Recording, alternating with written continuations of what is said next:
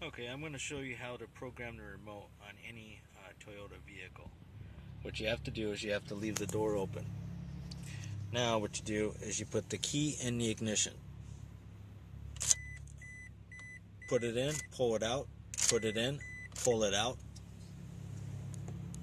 Close the door, open the door, close the door, open the door. Put the key in, pull it out, put the key in, pull it out,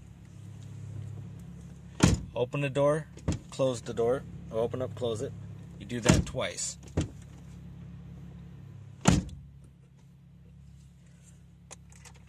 Put the key in, turn it on, turn it off, pull the key out, and the door will cycle. I'm going to link the information down below. If you guys have any questions, feel free to look at it. Hope this video helped you out. See you guys on the next one.